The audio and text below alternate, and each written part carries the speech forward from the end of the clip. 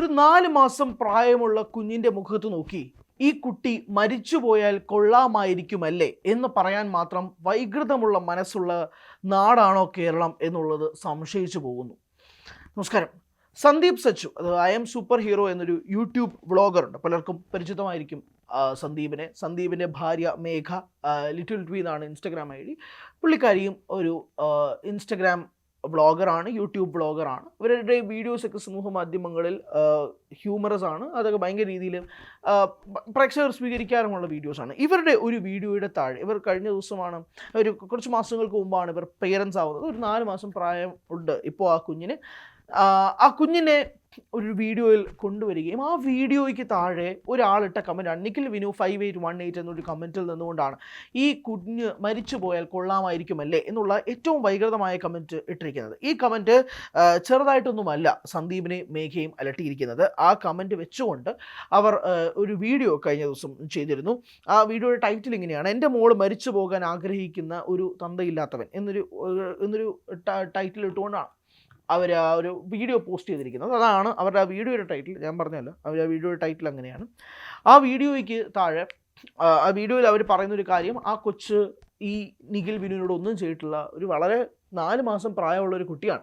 ആ കുട്ടിക്ക് നേരെ ഇതുപോലുള്ള കമൻറ്റ് ഇടാൻ എങ്ങനെ മനസ്സ് വരുന്നു എന്നുള്ളൊരു ചോദ്യം ചോദിക്കുന്നു. മേഘ ഉൾപ്പെടെ പറയുന്നു, വളരെ ഞാൻ ഉൾപ്പെടെയുള്ള എല്ലാ അമ്മമാരും നൊന്ത് പ്രസവിക്കുന്ന മക്കളാണ് ഇവരെല്ലാം. ഇവർ താങ്കളോട് എന്ത് ദ്രോഹമാണ് ചെയ്തത്? ഞങ്ങളോട് എന്തെങ്കിലും ഹെയ്റ്റ് ഉണ്ടെങ്കിൽ ഞങ്ങളോട് പറയൂ.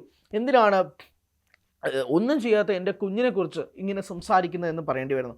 ഒരു കണക്കിന് നോക്കിയാൽ ഇപ്പോൾ ഇത് പറയാനുള്ള പ്രധാനപ്പെട്ട കാരണം എന്ന് പറയുന്നത്, സോഷ്യൽ മീഡിയയിൽ എന്തും ഏതിനും വായി തോന്നുന്നത് വിളിച്ചു പറയാനുള്ളൊരു പ്ലാറ്റ്ഫോമാക്കി മാറുന്നു എന്നുള്ളത് തന്നെയാണ്. അതായത് ആർക്കും എന്ത് വിമർശനവും ഉന്നയിക്കാം, ആർക്കും ആരെയും അഭിനന്ദിക്കാം.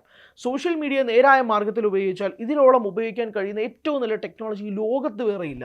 പക്ഷേ ഇങ്ങനത്തെ കമൻറ്റുകൾ ഒരു പക്ഷേ കാണുന്ന പ്രേക്ഷകർക്ക് പോലും ഉറക്കം കെടുന്ന രീതിയിലേക്കാണ്. അപ്പോൾ പിന്നെ സന്ദീപിൻ്റെയും മേഘയുടെയും കാര്യം പറയണ്ടല്ലോ. ഇത് ഒരൊറ്റ എക്സാമ്പിൾ മാത്രമാണ്.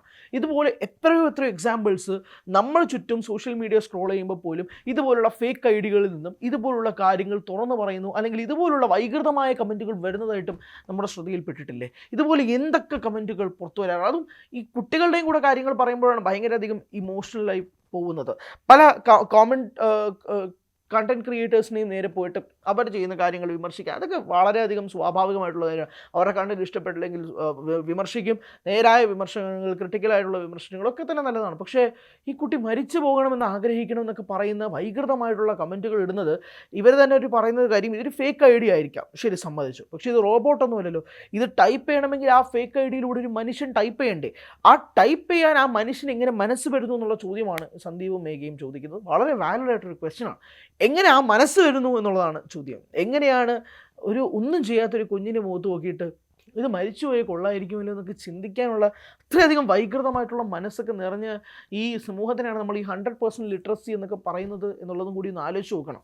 കേരളം 100% സാക്ഷരത നിറഞ്ഞതാണ്. പക്ഷേ ഇതുപോലുള്ള ആളുകളൊക്കെ എവിടെയാണ് വന്ന് നിൽക്കുന്നത്, അല്ലെങ്കിൽ ഈ കേരള സമൂഹത്തിൽ എവിടെയാണ് ഇവരുടെയൊക്കെ താമസം, എവിടെയാണ് ജീവിതം എന്നൊന്നും അറിയില്ല. പക്ഷേ ഇത്രയും വളരെ മോശമായിട്ടുള്ളൊരു കമൻറ്റ് കഴിഞ്ഞ ദിവസം സമൂഹ മാധ്യമങ്ങളിൽ കണ്ടിട്ടില്ല. അപ്പോൾ ആ കമൻറ്റിനെ അഡ്രസ്സ് ചെയ്തുകൊണ്ടാണ് സന്ദീപ് മേഘയും ഈ വീഡിയോയുമായും എത്തിയത്.